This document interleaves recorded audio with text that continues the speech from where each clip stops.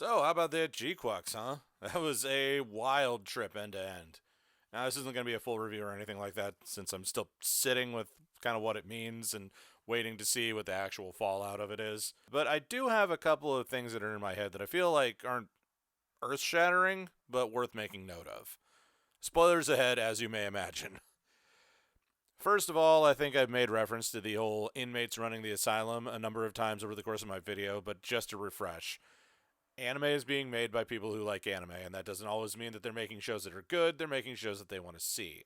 Now, most of the time when you're in an entertainment industry, there will be a barrier to entry, like knowing how storytelling works or how to craft a compelling narrative. And then sometimes one of the producers has enough money to say, make me this thing I like, but do it like I say to. And yes, that is a picture of Adi Shankar. Why do you ask?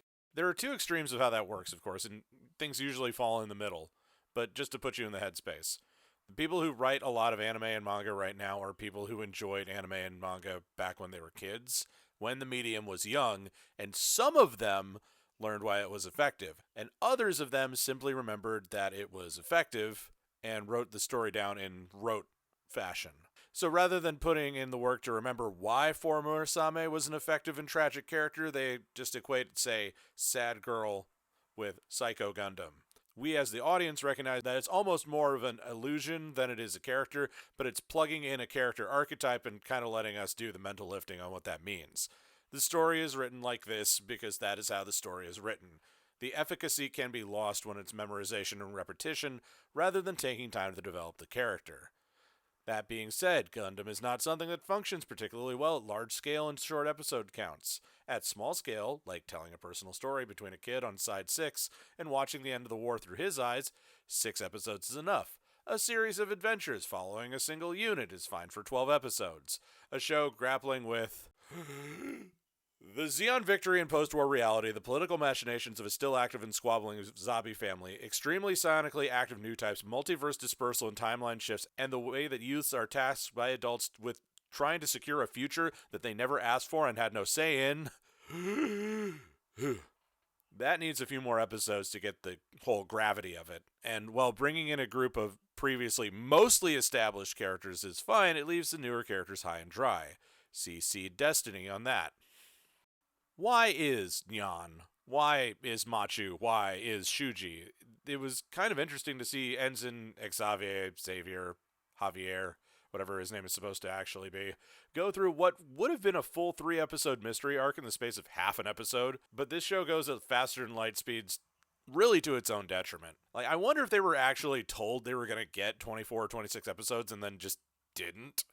Now, we as an audience can also do a lot of heavy lifting for GQuuuuuuX in that we're aware of quote-unquote people who are broke and have to work the gig economy and quote-unquote well-off people who are railroaded by their parents. Is it any wonder both of them got enamored by weird kid who lives under a bridge and talks to a robot? And while yes, there is kind of a love triangle implied, Machu asking Nyan to be her Mav at the end has a lot of weight on it too that isn't explicitly laid out. It seems to mean more than just friend, but it's not specifically war couple, but it's also like not that.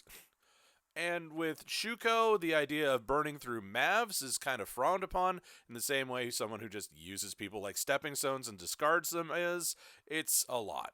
There does seem to be a deeper connection for Mavs than just your homies, and certainly the way that Machu and Yan are depicted in the end credits puts some weight on that old standby of, oh my god, they were roommates. But sadly, they just didn't have the time in the tank they needed to fully flesh out what these girls have going on upstairs and how they're processing this whole situation. It kind of fitting, really, since they're just sort of booted out of the airlock in their Gundams and said, go on, have a war. Go. Do a crime.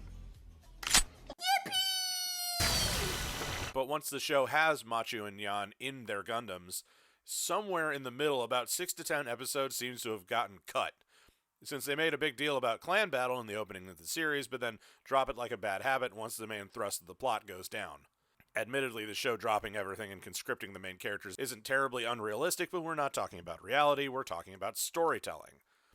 If you're going to start out with this specific idea, then following it through and then shifting gears is usually the way to do it. It demonstrates a certain escalation of risk that we're accustomed to as an audience of a serialized show.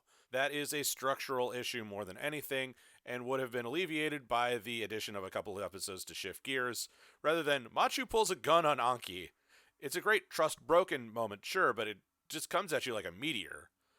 Speaking of meteors, or at least comets, Char desperately trying to break the bonds of being attached to some other Earth's gravity, but getting yoinked back into his old uniform by Lala, is so on the nose that it made me laugh.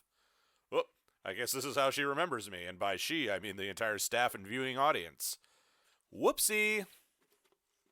All Gundam has been, at this point, in constant communication with both the original series and generally the other shows in the overarching meta-series. For this to come right out and go, new type multiverse is finally revealing something that was background radiation for a while, but having it come from a universe that isn't the OG universe is a nice touch. So you can compartmentalize GQuuuuuuX away from that too. It's something canon, whatever. But the main image to take away is the sight of the giant OG Gundam fighting with GQuuuuuuX, who is also in conversation with Evangelion, since it has teeth, and boy does it have teeth. Metaphorically, at least. The show is metatextually very well conceived, but holy moly, do you have to have watched 0079 a lot or very recently to get all the nods. But overall, this is Studio Kara saying, we can finally let go of 0079 and let Gundam be something new after 50 years, by basically making a fix-fic out for Lala and Char, and also throwing Amuro in the bin where his Japanese voice actor belongs. It was interesting that they say it's always a white Gundam that kills Char, but not specifically who's piloting it. That means that it could have been Kai with a lucky shot, it could have been Sayla pulling off some sick moves, it could have been Temray for all we know in one of those universes. But with this new one, we can kind of close the book on 0079, which is fine because it's time for us to leave that story behind. The world has changed and Mobile Suit generational trauma doesn't need more people going and tinkering with it. So is GQuuuuuuX good? Well, what's your definition of good? It's not exactly a show that'll bring new people into Gundam. The mecha designs are weird, even the grunt units. And the series has like a disdain for anyone who doesn't know their Gyan from a goof. Is it a good send-off to Gundam 0079? This doesn't seem like a send-off. It seems more like a, oh my god, get back in the ground, old man, sort of show. Honestly, this show should have been made about 15 years ago, but we had Evangelion movies to get through and then Shin Godzilla on the horizon.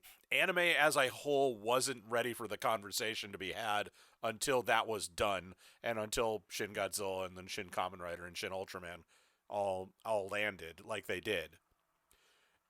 So, is it good? It's not a factor. Interesting, thought-provoking, weird? Yes, all of those things. I hesitate to call it good because it's not interested in being good or bad.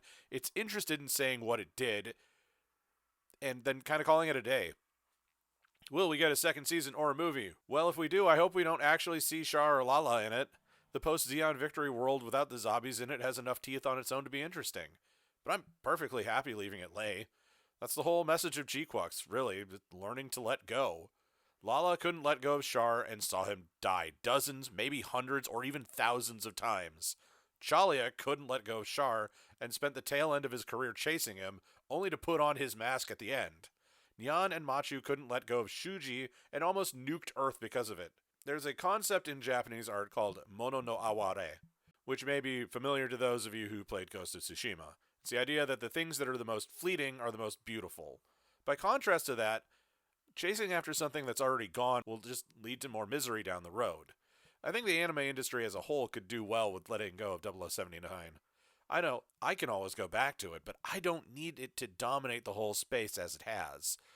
But then, I guess, would be really be nerds if we could just leave well enough alone.